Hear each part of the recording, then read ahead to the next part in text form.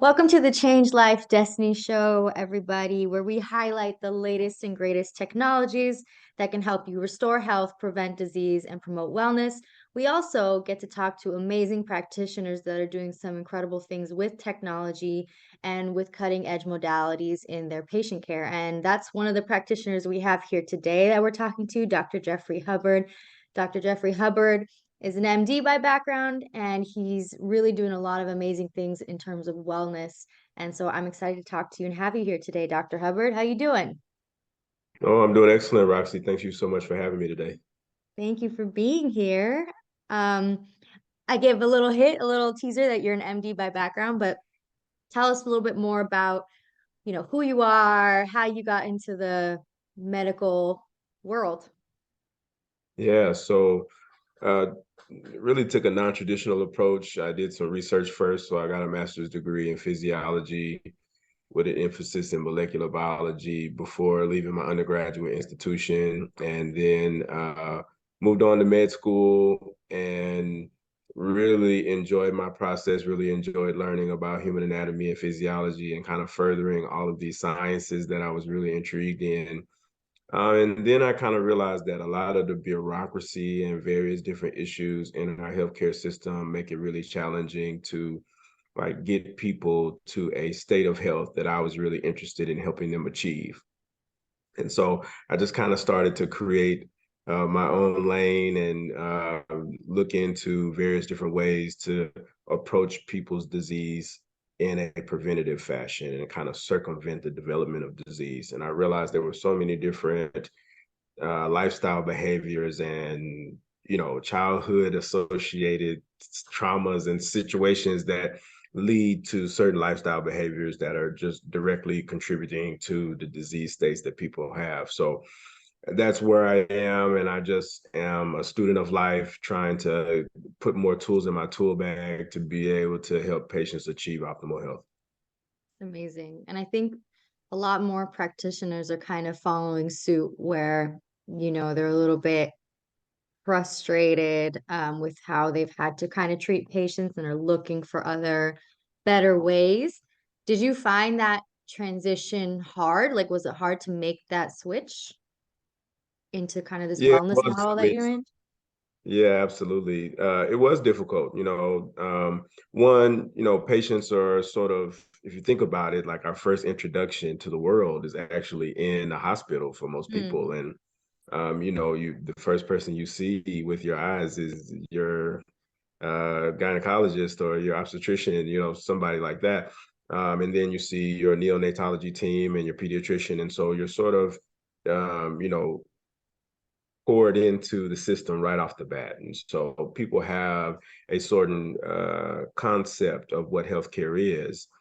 And so you have to break some of those stereotypes to really get people to see what I do exactly and how putting these various different modalities together and addressing the body's overall systems versus targeting a particular disease state or particular symptom or what have you is sort of a foreign concept for most people. So that was a little challenging, and I still have to do a lot of patient education. I mean, that's a really huge component of what I do is just bringing awareness to things that people are just not familiar with because it's not commonly discussed. And then the yes. other end, obviously, because the things that I do are not really a part of an insurance program or things like that. It does become challenging sometimes on the financial end to be able to provide the services that you really want to provide for individuals who may not be able to pay a cash price that you need to charge in order to operate appropriately. So those are a couple of things that were difficult, but realistic hurdles that needed to be jumped. Yeah. No, I think that point about patients, and I know we've talked about this a little bit in terms of like equity, because a lot of folks that are it's kind of feels like people kind of, they're going the traditional route in terms of patients, which I had kind of a similar experience. Then they kind of hit a roadblock where it's like, I have this thing going on. No one's really giving me answers. I really want to find another way. And so maybe they get introduced to functional medicine or they kind of find someone like you who's like, let's look at, all these other factors and their mind is kind of blown. Um, but it's usually outside of the insurance system, so it can be hard for people to access sometimes. But just appreciative of the fact that you're trying to have a way to help folks, even if maybe they don't have the financial means for everything, but they can still engage with you in some way. Oh yeah, absolutely. And so, you just have to be empathetic and flexible and understand that like, everybody's situation is not always appropriate to support the things that they really need. Most people are sometimes emphasizing the wants over the needs. But the reality is, we just have an honest conversation, what can you afford? What are you comfortable with? And let's create some sort of program plan around that. And so that's sort of where concierge comes into play. A lot of the individuals and patients, clients that I work with, they're sort of on a month-to-month program that supports the things that they need. And so Hmm. that's one way to address it, is where like every particular thing that I do for you doesn't have to necessarily be billable. There's just a relationship that we develop. And, I have an understanding of where you are, you have an understanding of where I am, and we meet in the middle and just create that support system that's required for people to really get better. I mean, bankruptcy, the number one bankruptcy thing is associated with healthcare bills. Hmm. So this really speaks volumes to our industry and to our system, and that people aren't able to really afford this, especially traditional care. It can get very expensive. And so I'm a huge proponent for just finding ways to improve the overall patient experience and make them more comfortable with doctors, because there's just this weird doctor-patient relationship in certain instances, and that needs to be nurtured and respected and supported. And that way, the patient actually can embody the things that you're wanting them to adopt so that they can get better. If they don't trust you, if they don't feel comfortable with you, if they can't have a conversation with you honestly and transparently, can I really help them achieve what they need? Yeah, that's powerful. That's really powerful. That relationship piece, I think, is really important and overlooked sometimes in that level of trust. So that's amazing. And I think that point you made about prevention, it almost kind of solves a little bit of the sort of like the money piece. Not solves, right? But like at the end of the day, if you invest more in your health now and becoming preventative and getting ahead of the root causes and disease, then later down the line, you're not going to have as many issues that you're going to have to end up paying so much money. And like you said, bankruptcy being really health related usually at the end of the day. Yeah, totally, totally. And that's why a lot of my patients are seniors, but I'm really looking to start to begin to build relationships with my generation, because your 30s and 40s, the lifestyle, the behaviors, the things that you're doing, they contribute to how your 60s and 70s are going to play out.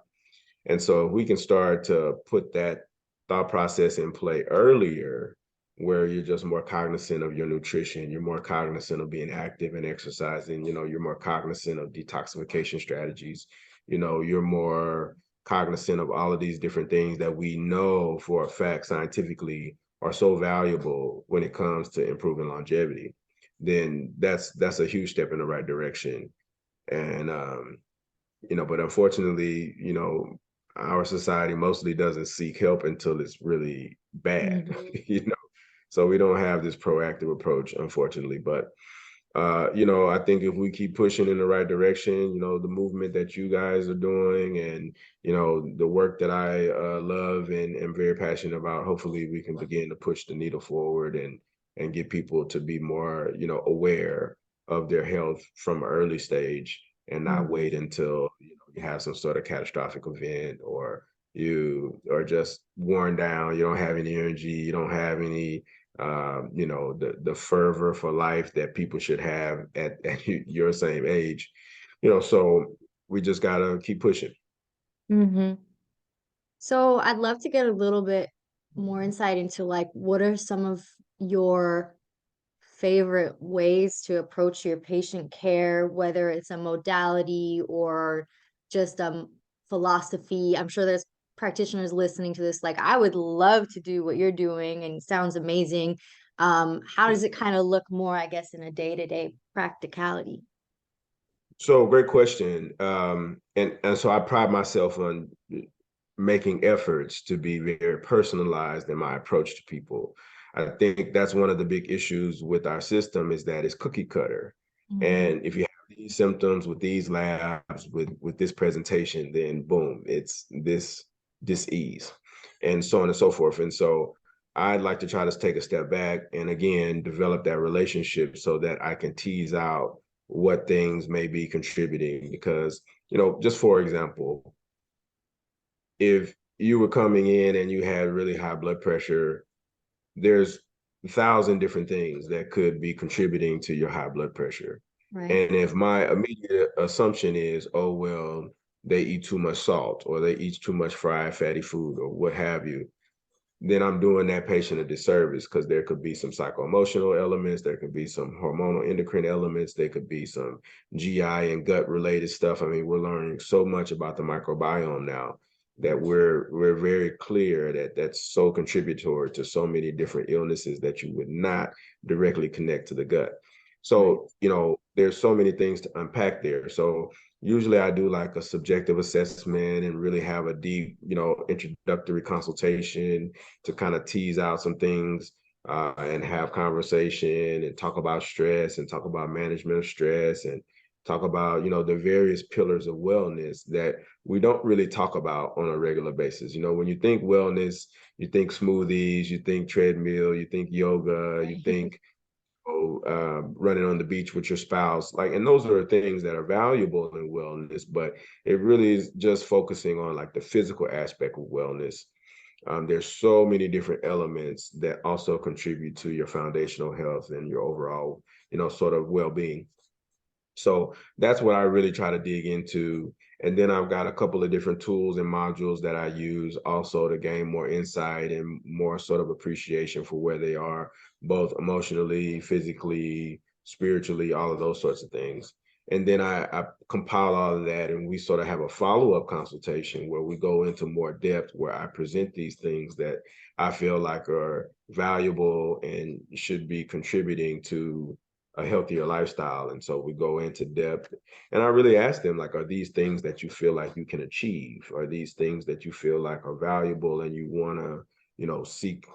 And so once I get their confirmation that they're really interested in making some adjustments, then we kind of go further, down the rabbit hole, so to speak. But that's really the focal point, is sort of understanding how these lifestyle behaviors or various different elements of your social determinants of health are contributing to your disease state, and Mhm. then trying to create strategies that are realistic for you to achieve, that you can build into a plan. And so we talk wellness plans all the time, but this is like a really robust sort of blueprint about how you can be optimally healthy. And then it's like I'm teaching you to fish, not giving you a fish, right? Right. And so then we have just a completely different relationship once you can speak the language and you can begin to understand your body parts and what the endocrine system does versus the GI system versus musculoskeletal, and you're starting to put all of these things together, then we can have a more in-depth conversation about what I have experienced personally in my walk of wellness and what I've seen happen with other people. And eventually your consciousness goes up. Mm. So really the key is just like increasing your health consciousness so that all of these little things that you may do or you may have cravings to do, they become in your mind, they become negative things because you recognize what you're doing to your body and how that's Hmm. contributing to the aging process or any sort of symptoms or any sort of issues that you may have, like when you consult me in the first place. Yeah. Hmm. Yeah, the education piece is definitely missing in sort of the more traditional route. And I feel like people are more thirsty for this information. I don't know, I'm assuming that's maybe what you're seeing too, is like you're like, why haven't I learned this before? I think there is like a shift now because our youngest generation has completely lived during the social age, right? The information age, pretty much, you walk around with a supercomputer in your pocket and you can Google something and virtually learn about anything there is to learn about. And so there is an awakening that I see happening where people are seeking like this information they feel like has been hidden from them. Now, so there's a big population of people like that. But I find interestingly that they seek the information, they find it most often, but they don't actualize it.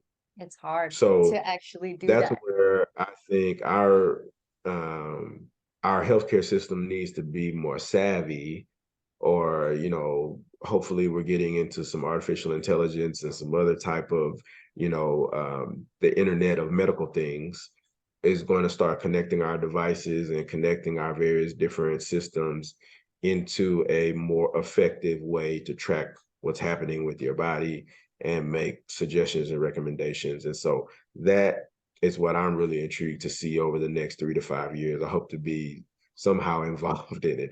But Yeah. as we grow and develop with these devices, it's going to be easier to pinpoint things that are making your lifestyle unhealthy. And if we can program the software to be able to um, engage you in a manner that's going to make you healthier because it's giving you the recommendations that you can follow and you can add to your lifestyle, that's going to be huge. And so, like, for example, I use an autonomic nervous system assessment tool. Mm-hmm. And the beauty of this technology is that essentially what it's able to do by studying the various different biomarkers it's capable of recording, it can track you over time and tell the practitioner what's happening with your body. And if he's savvy enough, as I have become with the technology, he can pinpoint how these certain biomarkers are creating or are created by your lifestyle. And so not only can the system begin to make recommendations, but also you as a practitioner who know your patient much better than the diagnostic tool can give some really valuable advice about how to adjust what they're doing and how to modify it in the proper way. And so the medical literature is teaching us so much about something called autonomic dysfunction. And Mm-hmm. so when your two divisions of the autonomic nervous system are not in harmony or not balanced, this is the precursor to all of these chronic illnesses that we're seeing on a regular basis. So, Mm. from your blood pressure to cardiovascular disease to endocrine disease to peripheral neuropathy and various different things associated with the autonomic nervous system. When sympathetics is overengaged or parasympathetics are underengaged, whatever the commonality is between the two divisions, it's really valuable information to know that before the symptoms come. So you can begin to make some modification to that because we know the result of having that system out of whack. So, Mm-hmm. I mean, that's just an example. And, obviously we can talk more about some treatment strategies and things as we continue the discussion, but I think that's a really valuable piece of equipment. And it's now pretty prominent. 10 years ago, it was very primitive in its way of operating, and now it becomes more and more sophisticated. And so that's an example of something that could be sort of compatible with our future software and smart home systems, et cetera, to be able to track your autonomic nervous system and figure out the triggers for what gets you revved up or what puts you in fight or flight or what puts you in rest or digest at the wrong time. And so Mm-hmm. that's just something I think is really interesting. And there's tons of these tools available. It just kind of depends upon what angle you want to begin to address your patient. Yeah. I think it kind of goes to the theme of the discussion and sort of our program is this idea that technology has evolved in amazing ways, and our sometimes our healthcare experience feels still pretty outdated.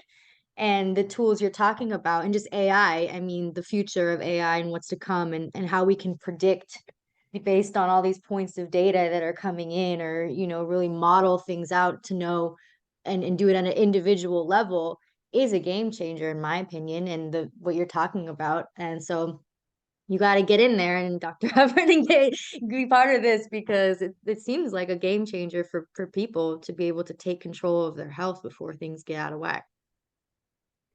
So true, so true. And Neil deGrasse was on some program. I saw him recently, and he was saying there's going to be these things that are gonna, he predicts them to happen by 2050. And one thing he was saying was that we'll sort of have this synergy between technology and our world, that people won't develop disease, or definitely not genetic diseases, and our ability to communicate with devices, our life expectancy is going to go up, and there's going to be all of these various different things that just seem to have you know resolved themselves naturally, because the reason they're there in the first place are these things that you're doing and contributing to your body's decline. And so it's so interesting watching people sort of develop a better appreciation for how their body works, because once they do that, they're like, oh, that does make sense. That if my diet is high in fat and I'm overeating and I'm not digesting the food properly, then that means that there's going to be a higher content of certain things in my bloodstream, which eventually are going to create challenges getting my blood and oxygen and nutrients from one place to the other. And eventually that's what creates most people's exit from this dimension, is not being able to deliver enough oxygen and nutrients to the places that need it most. And you Mm-hmm. slowly begin to deteriorate in your organ systems, they give out. And so it's just like light bulb. Oh, okay, that makes sense. That's why I need to be more physically active. That's why I need to eat things in the way God created them. That's why I need to, these common things, these foundational tools of wellness start to make sense. It's not just, oh, you never can eat this again. It's the reality that this needs to be eaten in moderation and in a very strategic manner. If I'm going to indulge in something that I know is not good for me, you don't just dive off the cliff. You make a very informed, smart decision. You put on your parachute, you make sure you got all your gear and everything prepared for when you land, because when you eat pizza, it doesn't agree with you, you know. And so we kind of have this what's the right word, we have this scenario in our mind where we can kind of blank, be delusional about what happens after we eat certain things. I tell people all the time, if you have a change in your bowel habits within 15 or 20 minutes of you eating something, it's not good for you. You have an allergy. It's just like, it's common sense. But you keep eating that pizza, you keep going to McDonald's, no shot at McDonald's. It's just the truth. The food is not nutritious, and we're eating this like very non-nutritional diet, Mm-hmm. and we're wondering why we're developing all of these disease states. And it's just the fact that you don't have enough of the nutrients that God put here to run your body in your Mm-hmm. system. It's hard because, like, I think the obviously one is we kind of live in a think in a society where it's we have access to the quick fixes, right? My bowel sucks. Well, let me take that Imodium or whatever, and like I'm good. Or I have a migraines every pain headaches every day. I'm just going to pop Advil like it's candy, and we have access to these things. And even when we try to do good, like I try to eat all organic. I try to keep a fairly good diet, but even our soil has been so overworked and that like even someone told me once, it was like you have to eat like 8 peaches to get the nutritional value of what you used to get from a peach like 50 years ago, right? So it's tough. It's totally it's crazy, because now the profiting aspect of farming is more important than what you're producing. So you have genetically modified foods and things like that that are there on the shelf longer. They can be trucked further, and I get it from a business standpoint. I mean, I'm an entrepreneur at heart. It makes sense. I understand what you're trying to do, trying to get a return on your investment. but at what cost? Mm-hmm. If it's slowly killing the customer, doesn't that trigger some sort of social element to your business that is going to make a stand that we're going to stop doing this and we're just going to have a healthier, longer living society that's going to be, kind of carving out the next generation of how things work? Because really, we're at the precipice of a big shift in technology. And so, I just think back to just like 5 years ago, there there was no Canva, there was no YouTube TV, there was no I mean, you could just go down the list. And so it's Mm-hmm. interesting for me because as a college student, I was already on Facebook. So I have a lot of experience with social too, but the leaps and bounds that have taken place since then are unremarkable. I mean, they're just simply unbelievable. So um I think it's really an interesting angle where again we have this shift in consciousness. So people are asking for these things. There's documentaries talking about this stuff and bringing awareness to what we're doing as a society, as a community that's not good. How we're engaging the environment and so on and so forth. So, I don't know if you know Joel Wallach. Do you know Joel Wallach? Mm-hmm. No. Okay, so this is a person you need to find out about. Joel Okay. Wallach is a pioneer in nutritional health related studies. So he's Mm-hmm. both a naturopath and a veterinarian.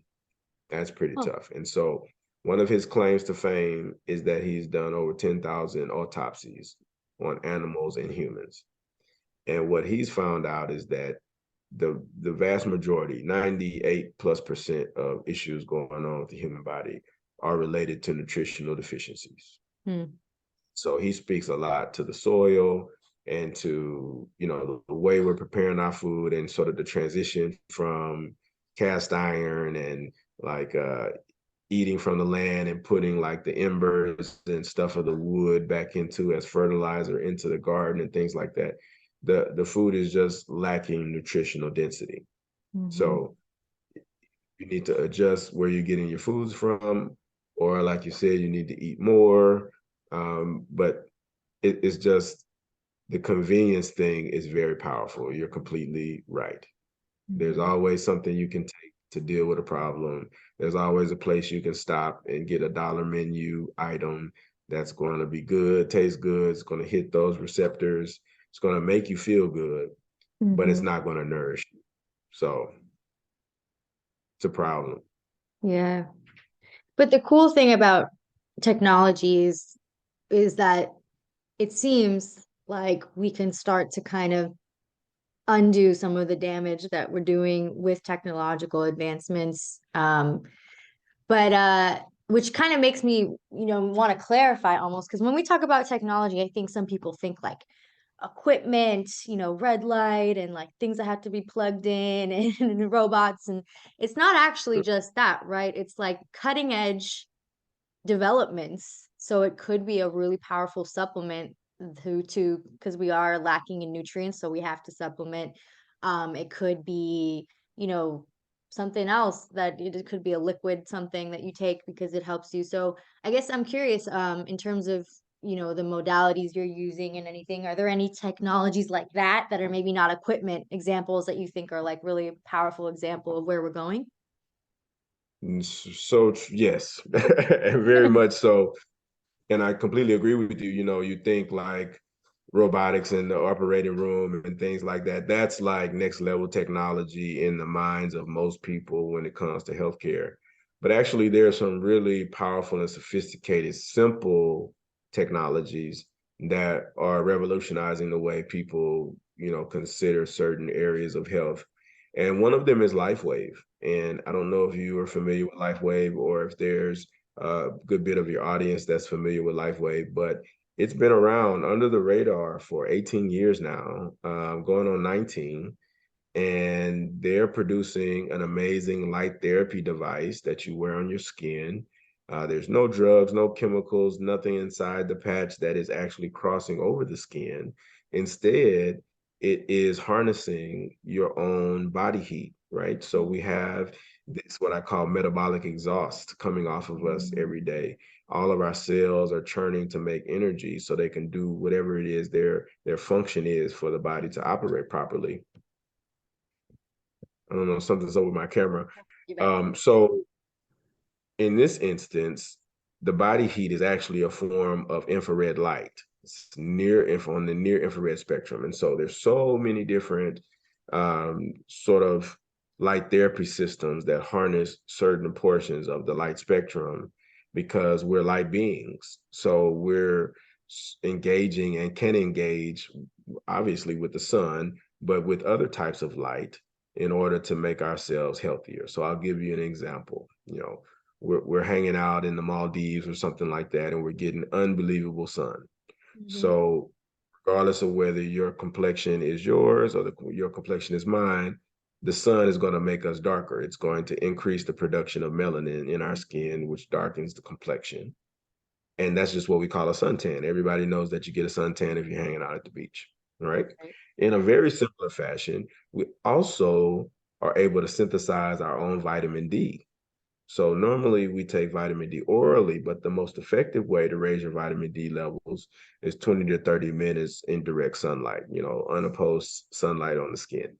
So those are two very primitive examples of a science we call photobiomodulation. And so the CEO of LifeWave simply took this, ancient concept of harnessing light to increase the body's production of endogenous molecules, like molecules that you naturally make on a regular basis. And so these patches enhance your body's capability to produce all sorts of really awesome um, supplemental health molecules that are really great. And so the key the most important one, the most popular one, the rock star of all of the patches, helps to improve and activate your own pluripotent stem cells. So Mhm. that is a global phenomenon at this point. 78 different countries are leveraging this technology to increase their stem cell activity, and the results are just phenomenal. Is it something that like everyone should be and could be using, or do you kind of pick and choose who you think like a patient that would be a good fit for that? Interestingly that you asked the question that way. My immediate answer is everyone is eligible to wear this, from kids to adults to seniors, whether you have a condition or two that you're trying to improve or whether you're healthy. These patches are capable of improving your circumstances. But more specific to your question, I think the people who have the capability to understand and appreciate the technology are the ones who should wear it. Mm. I've noticed that if you have skepticism about whether or not the patch is capable of doing the things that we say it can do, you tend to improve slower.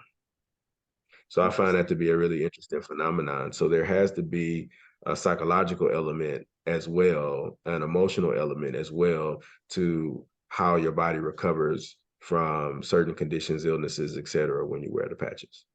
Well, that makes sense to me. I mean, there's a lot, I feel like one of the sort of ideas that's become more popular that I think maybe back in the day wasn't as much is this idea of how much emotional well-being and lack of stress and sort of your body being able to um, and your mind, the relationship between your brain and your healing is very powerful, to the point where I have a colleague who she had stage 4 really complex breast cancer, and she had to get chemo, decided like no way, I'd rather die, and just went on a journey of healing. And she said she tells me one of the biggest parts of it was like the emotional mental detox and just creating an environment for your body to heal. And I think positive mindset, positive thinking, I can overcome this, or I can kind of achieve whatever it is I want to achieve, will probably have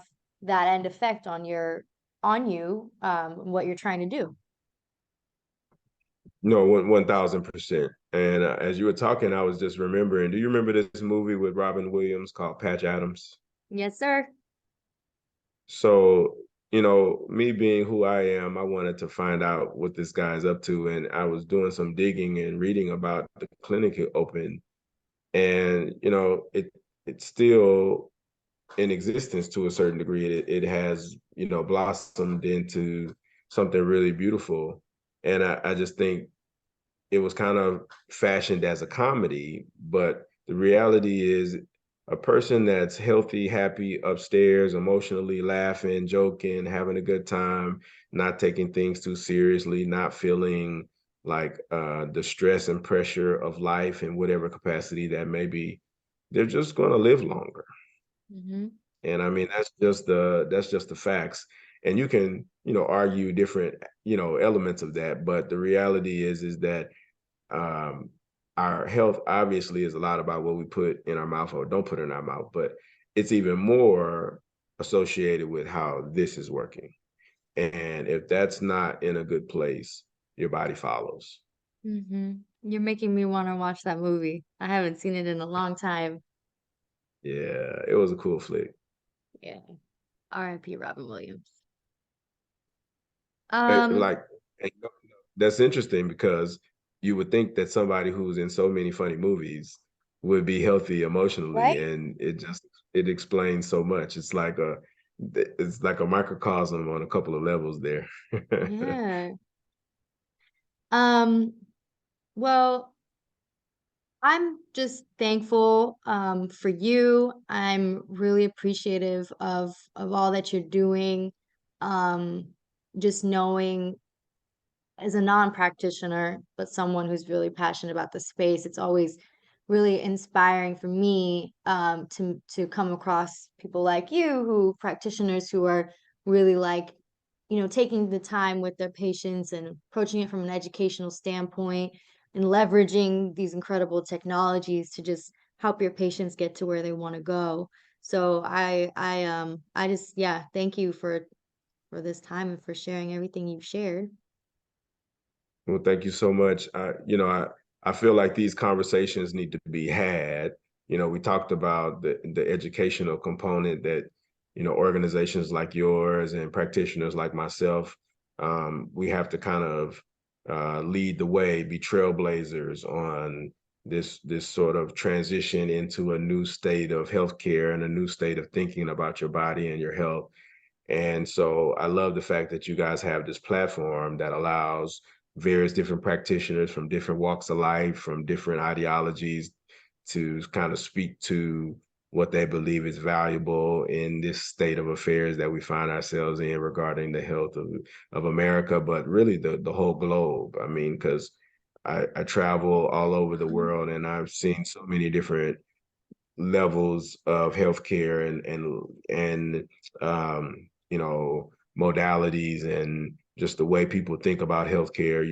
In certain countries, it's like, hey man, I don't have any money, so I can't go to the hospital. They don't have insurance, they don't have emergency rooms that are required by law to stabilize you, et cetera. But the other elements of our system, sometimes it just makes me wonder like what the objectives are. And so I I just have a really strong moral compass, and I feel like I was placed in my position to do something very specific and special. And so I didn't think that the physical route was great. Surgeries have their place. There's trauma all the time and stuff. If I'm in a car accident and my leg's sticking out, Mhm. I don't want some herbal tea. You know what I mean? But in other instances, there's a really powerful component of the primary care experience and like the educational component of prevention and things like that that is totally missing from allopathic healthcare in the Western world. And so I just think there needs to be some diversity, some diversity in healthcare here in the States that just doesn't seem to exist at this moment. Do you think we'll get there? That's my hope. I'm gonna, keep my eyes on the prize and continue to push it. I, you know, I think the benefit that we have is that we live in a market-driven society. Mm, So if people start seeking a bigger, more robust, diverse system of healthcare, then insurance companies will follow. Pharmaceutical companies maybe will do some research on some other things because they want to stay relevant.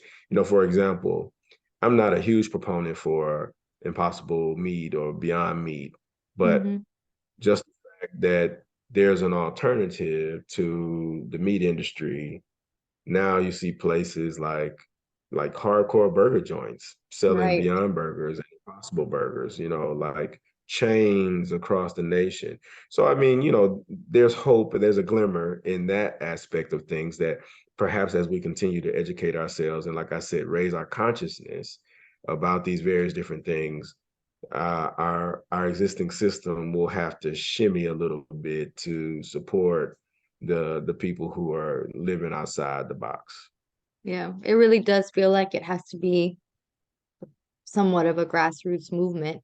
And it does feel like there's this mobilization happening. And at the same time, there's even with this recording in our time together, I'm like, are we saying things that shouldn't be said? You're always like, is it too out there for folks? But it feels like the right time. Indeed, indeed. And here's my thought about that. That's a really good point. I feel like the right people, the right energy, the right spirit gravitates towards what you produce. So even if it's only 10, 15 people, I'd much rather have 10 or 15 people who are like, wow, that was a really great conversation. And like, I really took something away from that. And I'm going to alter the way I do this, or I'm going to study this or research that, versus we got a room of 1,000 people and we're having dope conversation, but nobody gets it. Hmm. Everybody's just kind of like, you know, and they hear it, it sounds great, but are you going to change? Are you going to make adjustments? Are you going to start being more cognizant? Are you going to start reading labels? Are you going to start going to the farmer's market? Are you going to go start, sourcing your beef and sourcing your chicken so that it's come from a quality butcher? Like, it's small things that you can begin to do to make a pretty significant impact in your life. Hmm. But it just takes a little bit more effort. And usually the people who have the effort are somebody who's like sick. you know, if you could just put the effort in before you get sick, the sky's the limit on whether or not you actually may develop any issues over time. Hmm. Absolutely. Well, Dr. Hubbard, I'm super excited to see you at the end of April this year at the Yeah, Changing Life and Destiny conference, where we're all going to get together and just explore a lot of these topics and get to know a lot of these technologies and advancements. And just, it's going to be a great time. So looking forward to seeing you there. absolutely. And I'm so excited about the opportunity to participate in the conference. And guys, you're really going to like my talk on LifeWave and raising your stem cell activity levels with our technology.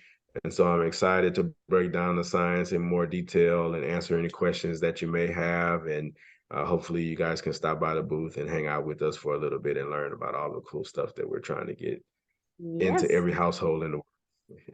I love it. And will you have LifeWave? Can people get it there from you if they're coming? Absolutely. Absolutely. We're going to be doing free samples and everything. Ooh, come free Yeah, samples. absolutely. Well, Dr. Hubbard, it's always good to chat with you. And yep, looking forward to seeing you in April. And just thank you for everything that you're doing and the role you're playing in this movement. I appreciate you. Greatly appreciate you. Looking forward to the next time I can see you in the flesh. And anytime you want to do another podcast, just let me know. I feel like we still got a lot to talk about, so we'll probably need a part two. All right, cool. I'm down. All right. Well, See you later. y'all, thank you for joining us for the Change Life Destiny show. If you're interested in learning more about our movement, joining the movement, and all the amazing things we got going on, go to changelifedestiny.com and stay connected with us. And we'll see you on the next show.